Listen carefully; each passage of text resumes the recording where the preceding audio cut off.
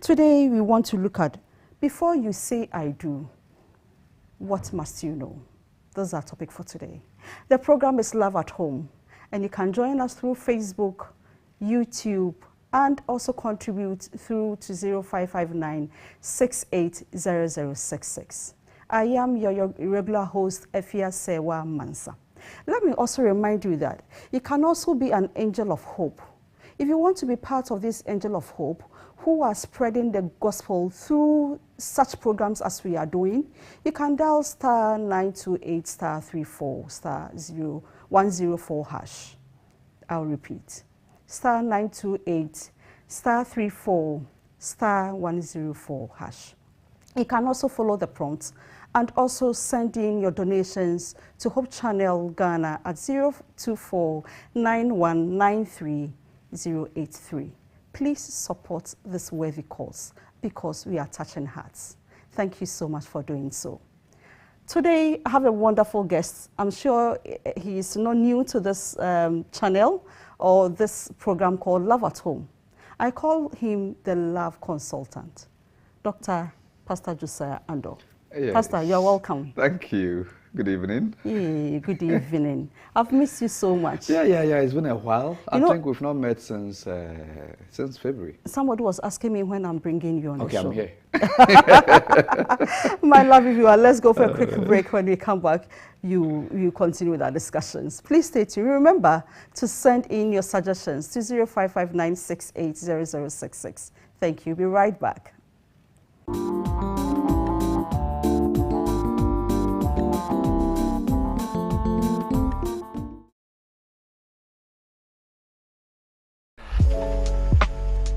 Hope Channel is my favorite Christian channel. The best thing about this is that you can have it everywhere you go.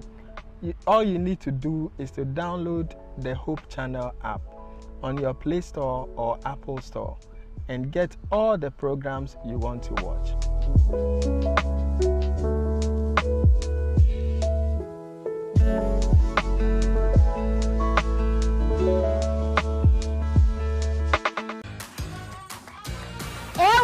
Salvation and service. AY. Unveiling Christ. AY. Christ our powerful choice. Hello, lovely people of God. We are excited to be part of this program. We are here to represent the Seventh-day Adventist Ghana, and this is the National Bible V competition. We were given 5 specific books to choose from. We chose Jeremiah and Revelation. Jeremiah because it's an interesting book that talks about a rebellious nation and a loving God. How God consistently chases this stubborn nation just to win them back. He does this through his prophet Jeremiah. And Jeremiah eventually too doesn't get it easily, trying to get these people back to their God. And through all this, God still loves his children. Although he caused to punish them, he still loves them to bring them back. And this makes this book very interesting and tells us about how God's love is unlimited to us as human beings. We all are very privileged that we are representing the Seventh-day Adventist Church, Ghana. And we hope that the prayers of our people and the whole church will help us and support us to be able to be victorious in this competition.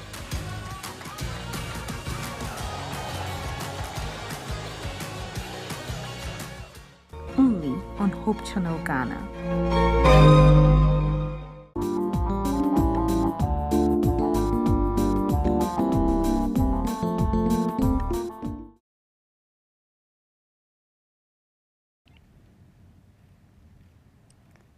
Thank you so much for staying tuned. The program is Love at Home, and thank you so much. We are back and we are discussing Before I Say I Do. I'm sure you are wondering what it is about. Yes, we've been discussing singleness. And one privilege I think that single people have will be the opportunity to choose one person from the other. Why must they do so? What are some of the criteria they should look at? That is why today we are discussing this topic. So it is not out of place. Call in your friends, call in the family, let them sit as we discuss this sensitive topic. Pastor. Yes.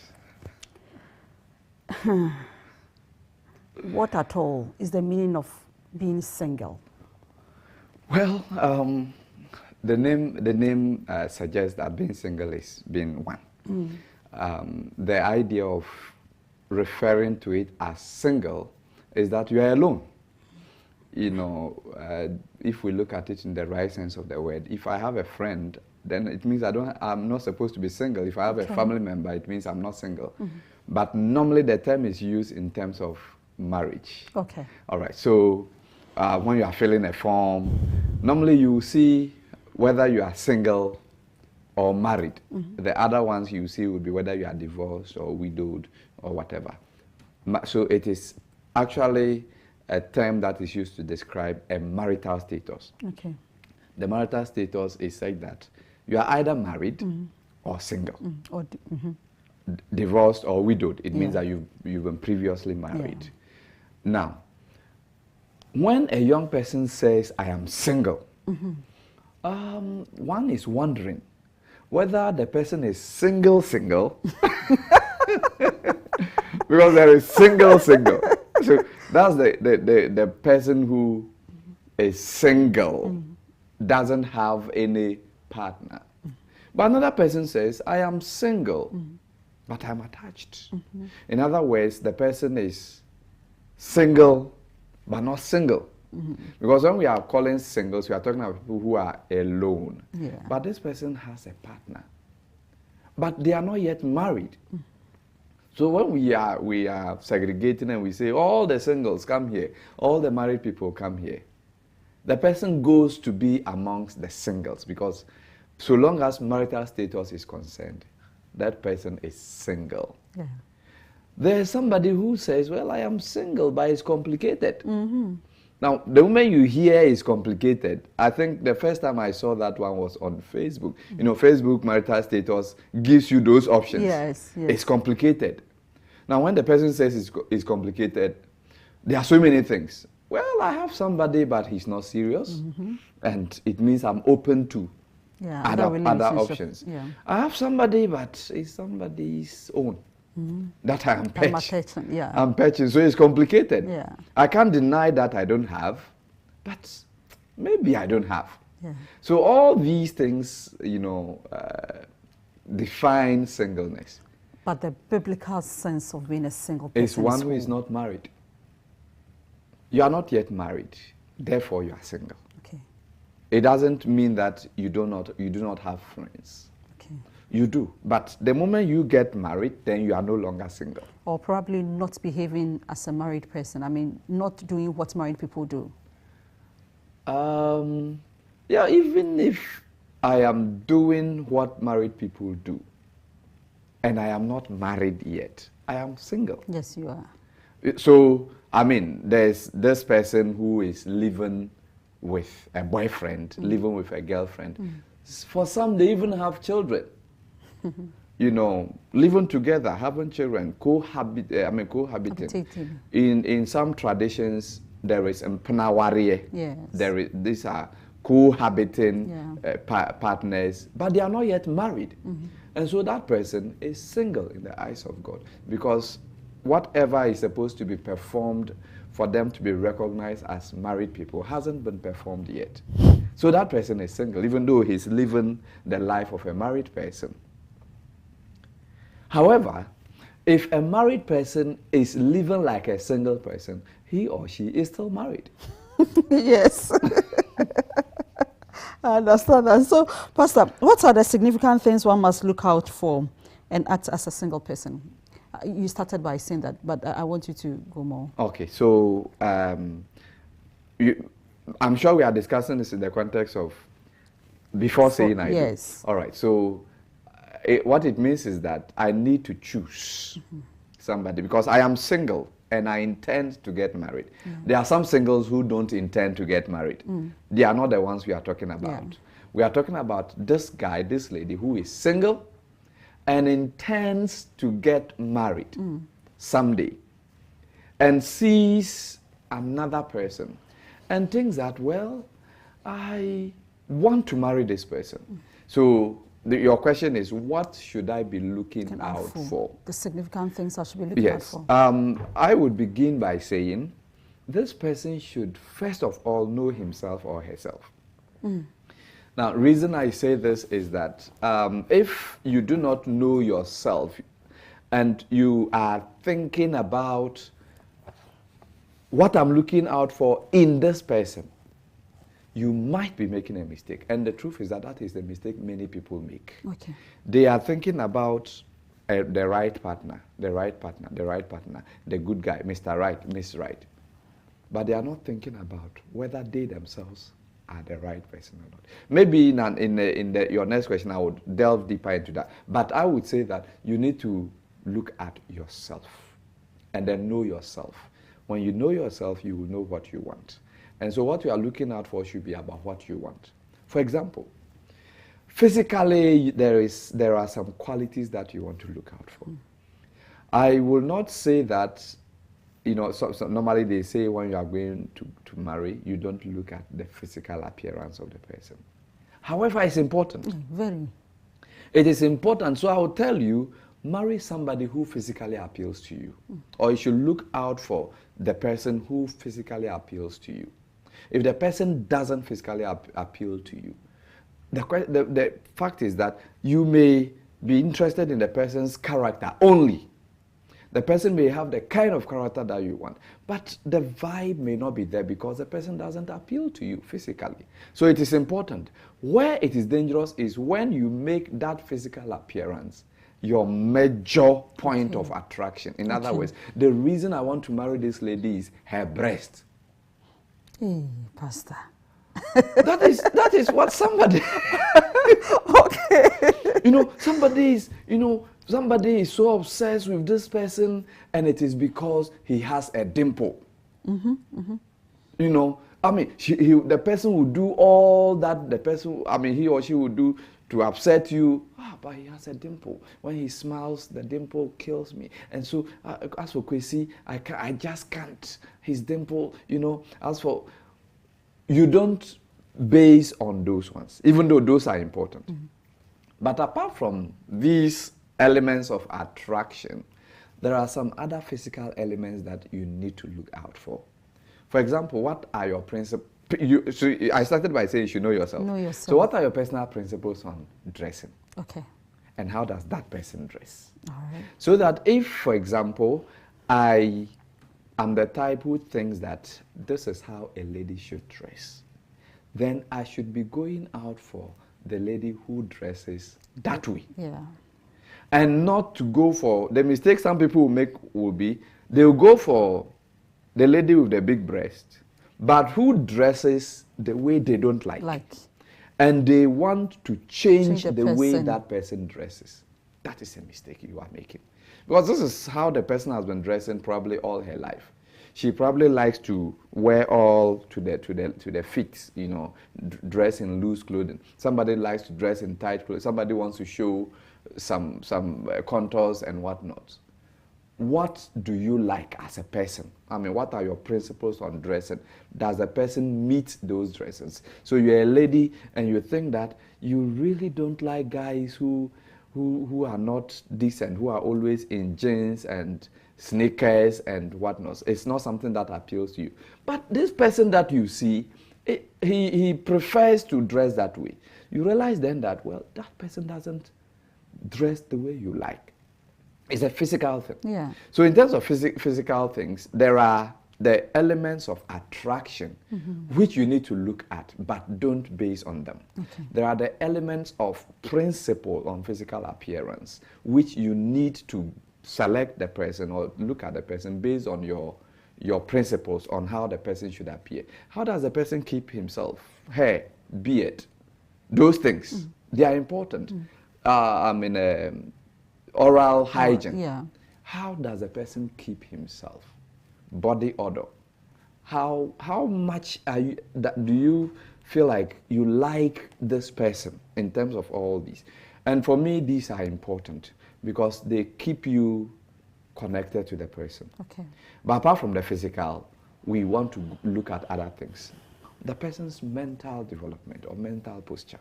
That word is big. Yes. How, okay. how So do I get into somebody's head? you can't to get know into his, the person's yes. head, but you will get to know how the person thinks. Okay. The person's thinking patterns. Okay. How does he see things? How does she see things? Example.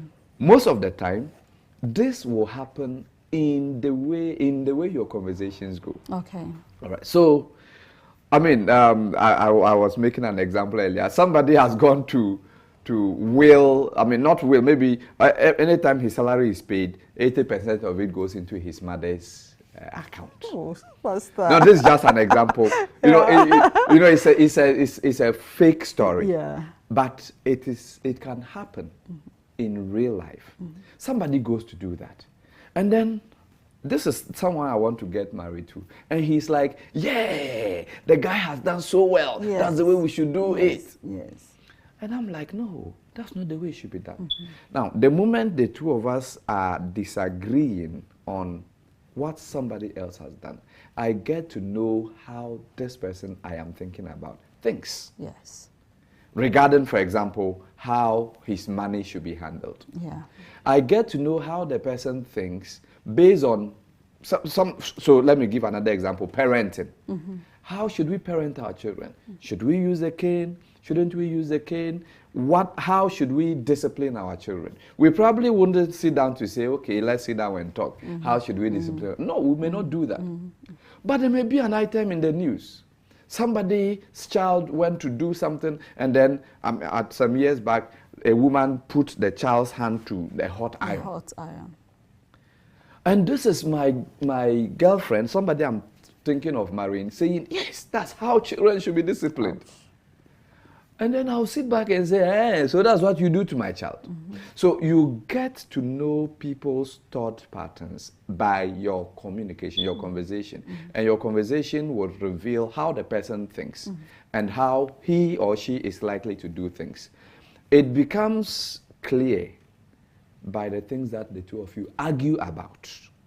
So if the two of you share significant differences in so many issues, then you can tell that mentally the two of you do not click. The way you think, the way you solve problems, the way you handle issues may be different. Pastor, let's look at the issue of spirituality. We may be in the same church, but we think that once we are in the same church, we are the same. All right, so does that also work? Let me move into that one, spiritual posture, how the person is. You see, it is often advised that you should marry somebody who believes like you. That's what I always say. Now, this can be interpreted to mean you should marry somebody who is attending the same church with you. The truth of the matter is that when it comes to differences, there are so many things that when we differ on, we are okay. I like fufu, my wife likes rice. We are okay. I can learn to eat rice. She can learn to eat fufu, and she would be fine. But when it comes to faith, what we believe, it becomes difficult to compromise, because a little compromise on faith is a sin on your part. Yeah. So that I believe that I don't have to baptize my child.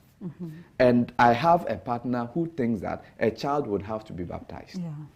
Now, the two of us get married. What happens is that when we have a child, if I baptize that child, I have sinned. Yeah. So long as my faith is concerned. If my partner does not baptize a child, he too has sinned, or she too has sinned. So how do we reconcile? At least one of us will be sinning. And so this is the reason for which it's advisable to marry somebody whose faith is same as yours. And that is why people would often say, marry within your church. Yeah. However, my premise that you should marry somebody who believes like you doesn't necessarily include everybody within your church. You may be a Seventh-day Adventist. You are in the same church with this guy or with this lady. We are both Seventh-day Adventists. We both go to church. We sit in the Sabbath school class. We sit in the divine service. We close and we go. But there are some Adventists who believe that this is how things should be. And this is another Adventist who doesn't believe in that aspect of what you believe. It is not most of these things are not things that are in the beliefs of the church per se. Yeah. But this is Individual. someone's personal conviction. Yeah. How should we keep the Sabbath? Can we iron our clothes on Sabbath? Can we polish our shoes on Sabbath? What? And then we have two people who think differently, whose level of spirituality, I would say, is different. These two people may not be a match for each other, because one would be doing something that the other would find, you know, bad. And I can talk about so many other things. I know of some Adventists who will not want to bath on Sabbath. Hey.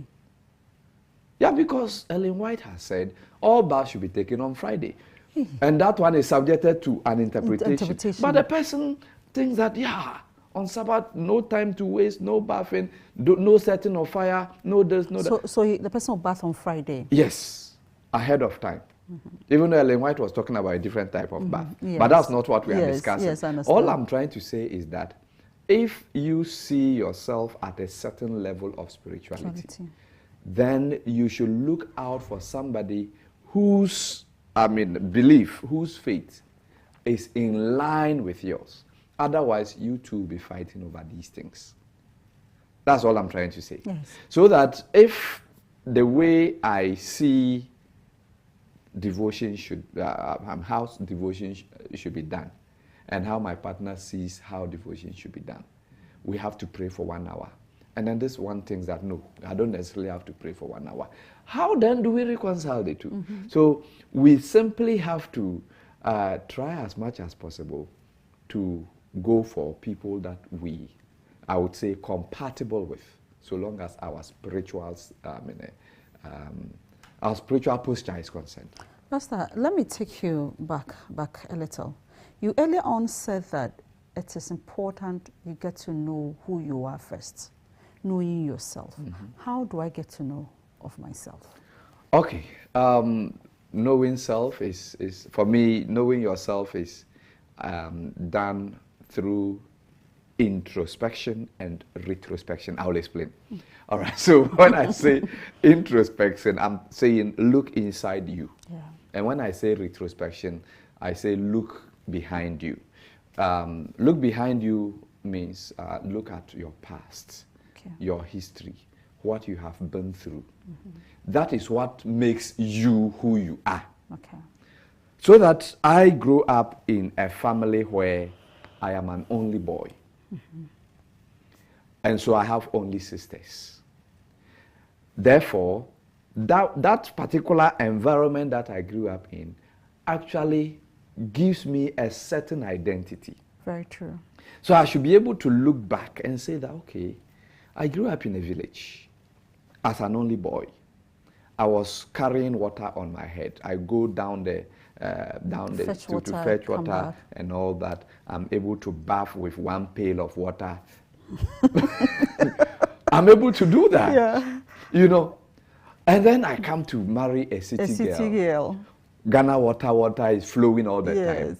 She stands in the shower and then baths 2-3 buckets at a go. And we'll be singing on top. Now, you see, so I get to know myself by looking back. I look at my experiences. I grew up in a home where I am an only child. Now, being an only child means that I had certain privileges. I had certain elements of being alone and all that. But now I'm going to have a roommate when I get married. So that is the retrospective thing. The introspection is when you look inside you. And that one has to do with looking at you in terms of your present circumstances. What are the things that make you angry? What are the things that make you happy? What are the things that make you sad? Now, your personal answers to these questions will help you to know yourself and to be able to identify what principles you hold and what principles you can decide to just ignore. And so you get to know yourself. And like I said, when you get to know yourself, you are able to tell and to look out for what you are looking out for. I don't know if... Yes, I understand. But now, when I was talking about the things to look out for, I talked about physical, I talked about mental. There's another aspect that is important. The person's emotional posture. All right. So that I'm going to marry this person, and love is about emotions. By all means, because the person loves me, because I love the person, and we are going to be together, there will be moments of anger. There will be moments of worry, sorrow. These things would come. How does the person express his or her anger? It's important. You know, normally, you know, I mean, people pretend anyway. I mean, if I meet someone for the first time and a person steps on my toe, I'll be like, oh, it's okay, don't worry. But let my friend step on my toe. I will say, hey. Hey, can't you see? Your eyes are, you know, I would react as me. Because that's my friend. Naturally. But if it is a stranger, no, okay, it's okay. So people normally pretend. So when you meet someone for the first time, the person does not react with emotions at the beginning. But you need to be looking out for it. Because with time, as you progress in the premarital relationship, some emotions will begin to come. The person will explode. Some people intentionally go to tests. If you intentionally go to test, you get it wrong. Because, you see, when you are testing, you are actually looking for a reaction. If the reaction does not come, you are likely to be intensifying it, and you may cross a certain boundary that is beyond crossing. Don't intentionally test the person. Or even if you are testing the person, let the test be you being your normal you. Yeah. The normal you, the real you. Okay, the real me would do this. So let me do that. And then let's see how he will react or how she would react. At the beginning, the person may not react. But the more you are continuing to be the normal you, if you are the one who likes teasing your partner, go ahead, tease. If the person is able to take that, then you see that, okay, this is how the person gets angry, this is how the person gets happy, you know, this is how the person gets worried or whatever. That is important. I say it is important because eventually in marriage, those are the things that rule your marriage. Because it is the person's emotional responses that will make you, you know, those are the ones that would actually bring the fights, the moments of happiness, the expression of love. That is what actually runs through your marriage. So, Pastor, is it that we do not discuss some of these issues before we say we do? That is why we keep on going into problems. Most of the time, people don't look out for these at all. We are just feeling for the butterflies. Yes, people look at the wrong things. Yes, the butterfly. I love him. Yeah. I love Kobe. You know, his voice. When I hear his voice, then goosebumps. That is what is making me to want to marry him. Yeah. Some look at the beauty. I already talked about the physical appearance. Seriously, somebody married his wife because of her back side. But the back will always not be there. It will. You see, that's the thing. So maybe it will always be there. Maybe it will not always be there. But whatever it is, because that was the reason you married the person, the moment there is something that makes you to lose that, you are out of the marriage. Yeah. And that's the problem. And so somebody married because of the work that the person is doing. Okay. Oh, as for an Osofo, he will not divorce you. And so I'm going to marry an Osofo. People do that. Somebody got married to his wife because she's a nurse. Oh, as for a nurse, if I'm sick, I'm okay. No, you don't marry the person's job because anything can happen. So you marry somebody because the person is a carpenter. The person decides that I no longer want to be a carpenter. What happens to you? So people mostly get married based on the wrong basis. I'm choosing this person because he has money. He has money. But we have seen rich people die poor. Yes. So the question is, what happens when that money is lost? So when you are choosing, you should choose the person for who he or she is. In other words, no matter what happens, you are choosing the person because the person is the person. And the two of you are able to live together. And your ability to live together is not with these things. Fantasies. Yeah, no, those are not the things that determine your ability to live together. They are mostly principles that you have. And yeah, so that is my next question. I was going to ask the correlation between a married person and being a single person. What is the correlation? Okay, let me also ask so that I understand the question. Okay. Are you trying to say, or to look at, okay, if I am single and I'm like this, how then will I be when I'm married? Yes. Okay, that's fine. When the person is a single person. Yes, singleness has a correlation with married life, even though the two are very different. Okay. However, if there's a married person listening to me now, how the marriage is going was already determined by the period before the I do. Really?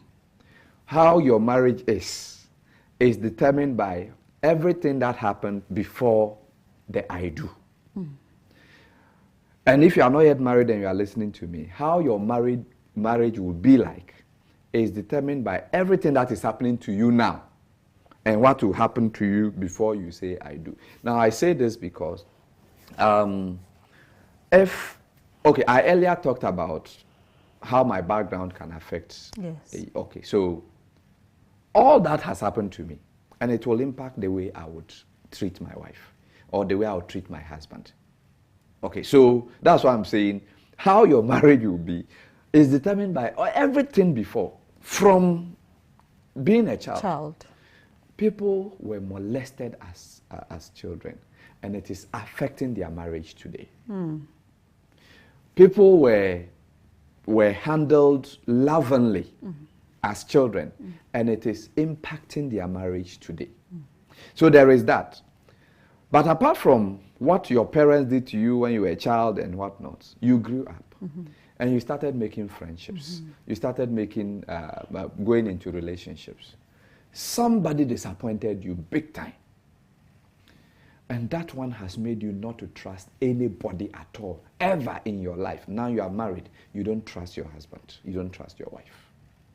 So my point is that everything that happens to you actually casts something into your mind. But there are some that we don't have control over. The ones that we have control over happen when I have started a relationship. So I'm in a relationship with this person. And then I say, everything that is happening in that relationship today is likely to impact your marriage, whether you are marrying that person or another person. So that I am with Kobe, or I'm with Akosia, whoever I am with today. And we are not keeping to sexual purity. Yeah. We are sexually involved. The fact that the two of us are sexually involved, for example, if the two of us get married eventually, we do not trust each other when it comes to sex. Because you gave it to me when we were not yet married. What is the guarantee that you won't give it to another person? It is the cause of lack of trust in a number of marriages. Okay. Because the two were sexually active in their premarital relationship. So it has an impact. All right. Or we are together and we are keeping to, whatever boundaries we need to keep to. It has an impact on our marriage when we eventually get married. It is either, okay, so what happens therefore is that, let me give a positive and a negative. We are not sexually active. Therefore, it is in marriage that we are now going to explore our bodies. Yes. We would either be happy or we get disappointed, depending on our sexual past. But most of the time, if we kept a good sexual past, that would be a happy ending. Happy ending for you. But no, it becomes a disappointment when you have a very, pleasurable sexual past, and then you meet a partner who is inexperienced. The two of you are inexperienced, and then you are now going to explore and start all over again. So these are the impacts. Yeah. But let me talk about the impact, the relationship when it comes to whatever is happening in my relationship is likely to replicate in the marriage. Okay. So that normally, if I am with somebody in our premarital stages, we are single, We are not yet married, but we are thinking of getting married. And we are living a particular life. There is a particular character trait in the person, which I like or which I don't like, whichever way it is. Yeah.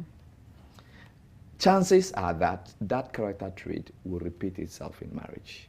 The mistake many people make is that they get married and hope that there will be a change when we get married.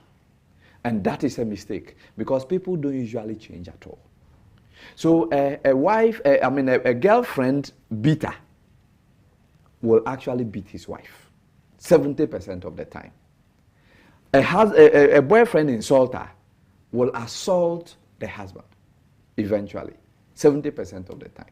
So that whatever is happening in the relationship today is likely to repeat itself. So I tell young people, okay, you are with this guy, you are with this lady.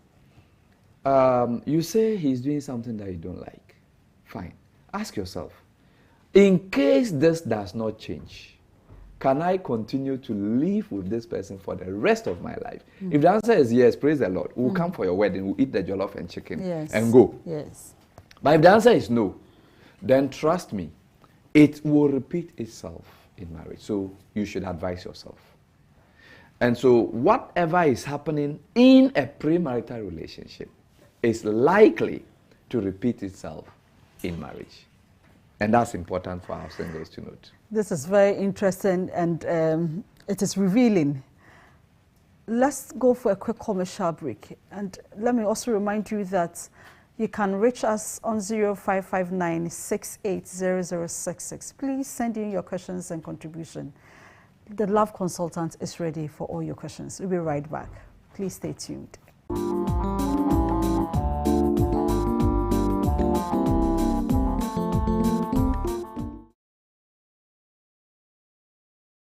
Mountain View Ghana Conference Penuel SDA Kumasi presents Education Day. Theme: Inspiration for the past to shape the future and the role of Adventist education, with Professor Dr. Daniel Ubo, Franklin Owusu Kakari, Honorable Vincent Eko Osefua, Honorable Lord Anissa Lanza, MC Chinebua Kudia. 6 May 2023, Okesa Hinema Hall, time 8:30 to 4:30 p.m. Singing group 8 p.m. All NAS and MVGC are invited. Be there. Every individual has a story. Stories of social issues such as infertility. You did not marry your wife only because she's going to give you a child. You married because you loved her. Whatever comes on your plate, you're ready to accept that. Abuse, obesity, life struggles, and others can be very frustrating. That is why Real Talk is back again with another exciting season where individuals like you can come into our studio or join us virtually to share your story and experience. To share your story, you can reach us through our WhatsApp number at 0559 680 066, or you can email us at hoptvghana@gmail.com. We say don't lock them away. If you ignore them, they can just get angrier and louder.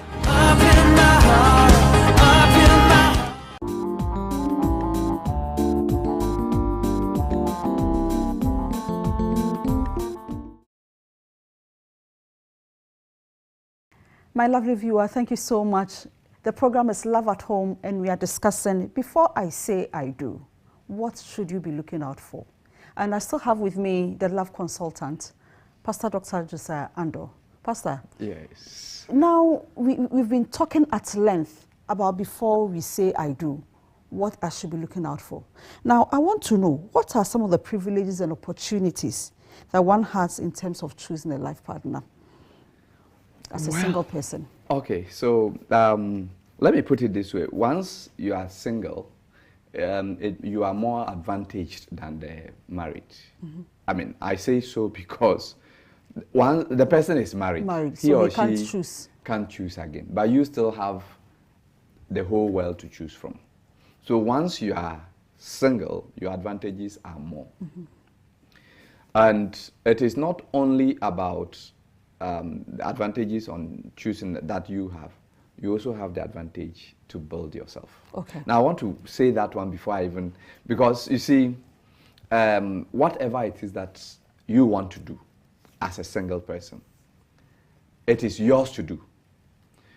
You have finished maybe up to a certain level of education and you want to continue. It is your choice. It's your decision. You want to go and study X. You want to go and study Y. You want to go and learn this trade. You want to go into this kind of business. It is you as a single person who is taking decisions for yourself. You have the whole of your life to do that. And you should, I mean, some people will say, oh, I want to travel. Yeah. You can do that because you are single, you're on your own. I tell people that even if you are in a stable relationship, and you have to take a decision. So you're in a stable relationship and your job is transferring you to another place, far from where the person you are with is. And you think that one would build you career-wise. That one would probably pay you better money-wise. You should think of yourself. Rather than saying, because of Kobe, I will not go. I will not build my career. Build your career because you have that opportunity to do so. Okay. So long as you are not yet married. Reason, the moment you get married, the moment you say, I do, it makes every single decision you make should be done in consultation with your spouse. Okay. Because the two of you are one. So you want to go to school to study X, Y, Z. If you were single, you could do that on your own. You have all that opportunity to do that without consulting anyone. Of course, you can consult, but the final decision is yours. Yes. But the moment you get married, the decision is not only yours to make because it ultimately affects you and your spouse. And that is so important. So building your self-worth, building yourself in terms of career, in terms of education, in terms of whatever it is that you are doing for yourself, you can do all that while single. But are these opportunities not abused? If per what you are saying, it means that I should not consider my to-be partner and I'm being sent, I'm centering everything on myself, and selfish. So it becomes a problem. And Yes. if I'm your partner, I would think that you are not thinking straight. It's true. People can be selfish and abuse these opportunities. I mean, some can sometimes even use some traits that are in their partner. Because I have the liberty to do whatever, because we are not yet married. Okay, so the person is likely to abuse it. That is true. And that is what we need to be careful not to do. You know, I've given a general rule. But when we are coming to apply it, you should be looking at so that somebody, my job is transferring me to, say, Obuasi. Okay, Obuasi. And I am in Accra with somebody that I am preparing to get married to. We have probably gone as far as we've started preparing. Maybe we've even set a date and all that. And my job is transferring me to a place that is likely to negatively affect the relationship. What I can do would be to weigh the two sides. What can we do together? Because now we are moving into, that transition, that moving into the I do point is important. Yeah. And at that point, your decisions should begin getting your decisions tailored toward, togetherness. Togetherness. All right. Or the I do. Yes, because, okay, so the salary, if I should go there, is just maybe 100 cedis more than, then what's the use? Because we'll be traveling, and that money may not be able to. But let's say that my job is taking me to a place where, even after I get married, I'm likely to get some opportunities from opportunities. that. And it is going to positively affect us as a family. Yeah. Then sure, why not? We win together. But Pastor, that is the case where you see some people saying that I want to settle outside, for example, Ghana. Then one party is living somewhere in another country, then the other party is also in Ghana. Then because one is not in full support of it, then there's chaos in the already to be marriage. Okay, so this issue, maybe there should be another time when the issue of distance marriage should be discussed. But let me comment on this, so that my husband, my wife thinks that life is better out there, and the other person thinks that no, life is okay here. What do? We are a couple, we are a family. We should decide together. But when we are unable to come to a decision, that is when we have that problem. And marriage is supposed to be togetherness, as it were. Because, you know, when we read the Bible, why did God make the woman? Because it is not good for the man to be alone. The woman is supposed to come as a companion, suitable for him. There are other companions, the dogs, they are companions. But God said one who is suitable. So one of the core principles underlying marriage is the companionship that we need. And so marriage is not supposed to be practiced, to be on a distance level. It is a full-time business where the two are supposed to be together. Yeah, that's not to say they should go to work together, but that kind of togetherness. So if something is separating them, it should be something that they have discussed. For example, my spouse wants to go to school, and the school that he's going to, he'll be away for 6 months, and he will come back after the 6 months. We have come to an understanding that that's okay, he can go to school and come. But my spouse is going to seek for greener pastures. He gets a visa that would allow him to be out of the country for 3 months or 3 weeks, because he went as a single person, maybe just to go and visit somebody and come back. And then he gets there and he's like, oh, I think I have to naturalize. I have to find a way of staying there. And the person is there 2 years, 3 years, 4 years, 5 years, and it's not coming back. And every day we talk on the phone, we do video call, and I've missed you, and this and that. That's not marriage, even though they are really married. But that kind of distance created by seeking greener pastures becomes a problem.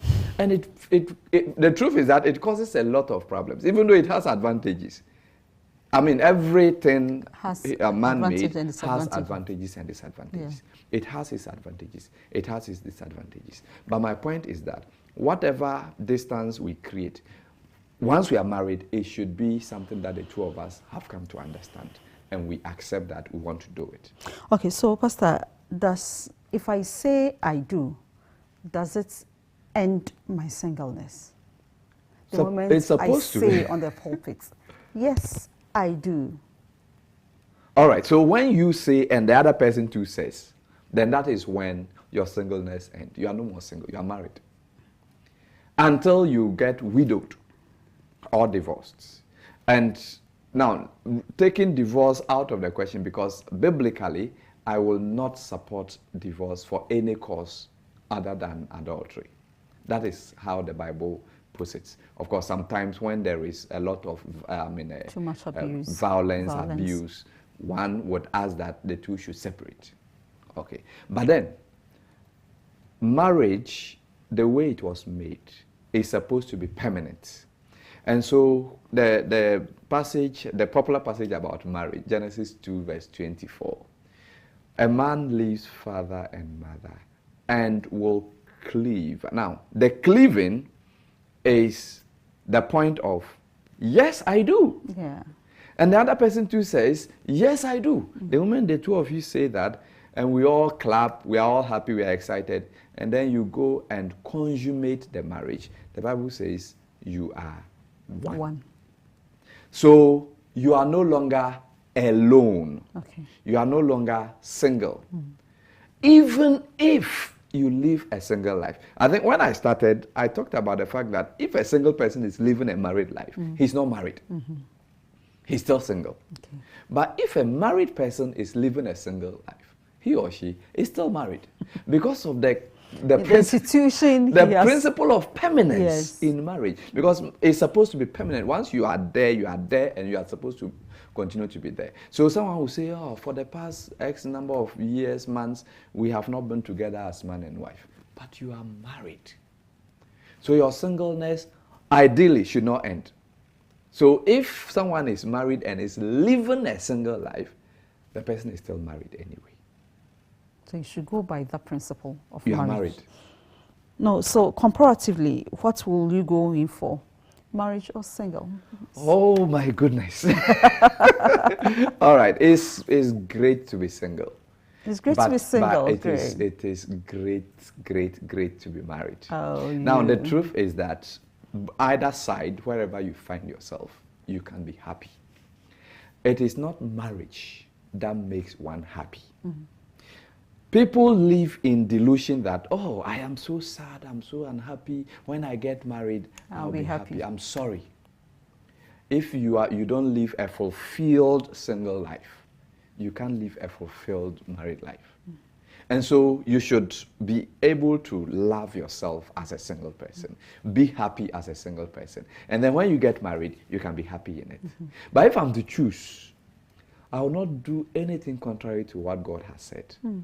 God says it is not good for the man to be alone. We need each other. I mean, so companionship is important. But if you are someone who thinks that you don't really need a partner, it is good for you to be alone. And it is possible for you to be alone. It's just a matter of enjoying your singleness and living to the full. You can do that, and you can find companionship in friendship, in family. It's important because nobody is an island. So yes, you can get that, but you would miss the companionship that comes with marriage. And if you are living a life that is honorable that way, sure, why not? Pastor, I have an interesting, I don't know if it's a statement or a question. The person says he can't understand when we say we should not test people, especially in the aspect of sex. Because if he gets in there and he's not satisfied, it means you will have to come out, and that he would have destroyed the purpose of marriage. So he disagrees with you. All right. When I talked about not testing, I wasn't talking about sex, but I will address this question. I was talking about, I want to see how he gets angry. And so I want to do something that makes him angry. And then you do, he's not getting angry. You do, and then he gets... You intensify it. And then he bursts out. You do that, you don't get the actual reaction. Yeah. You need to know the person's anger. Let it come out naturally. That was what I meant. Okay. But about sex, let me say this. Sexuality is important, and it is important that we enjoy it. Mm-hmm. However, in marriage, for me, I believe that the average man and the average woman can enjoy sex. Mm-hmm. Under normal circumstances, when there is no sickness or whatever, the average man, the average woman can enjoy sex. You don't necessarily need to test the waters before you get married. Mm-hmm. Okay, tell me, what will you do if you test the waters and it is not good enough? So you leave. You leave, and then you go to Yao and go and test. And test and leave. You go to Kojo and test and leave. But what is the probability that the issue is not coming from you?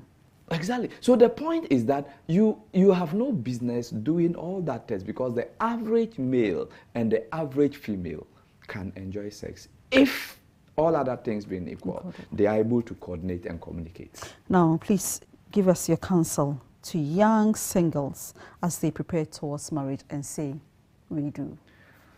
Okay. Okay. Let me talk to the camera. Young single preparing to say I do. I do is actually an answer to the question that you'll be asked at the altar. Do you take this man, do you take this woman as your wife, as your husband, to have and to hold in sickness and in health?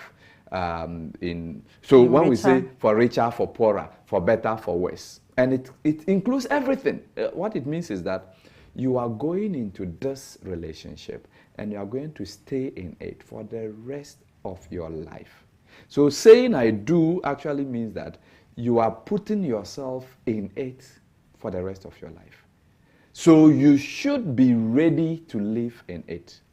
And that means that you need to prepare ahead of time. Because if you are going into a relationship that is going to last your lifetime, then you should get it right. So don't just rush into marriage. You need to take your time. Open your eyes. You have the privilege to choose. And so make your choice wisely. And I'm sure you will enjoy it. Thank you. God bless you. Thank you very much, my lovely viewer. It has been very, very, very interesting. But what I have learned today is that before I say I do, I need to know myself. We are quick to judge and ask for what people are having without knowing what we have or what we are bringing on board. My dear, take time, know and understand yourself before you get to know somebody's own. On this note, before you say you do, I wish you all the best. God bless you as you make that effort to decide, to love, and to hold. God bless you. The program is Love at Home. On this note, good night and bye-bye.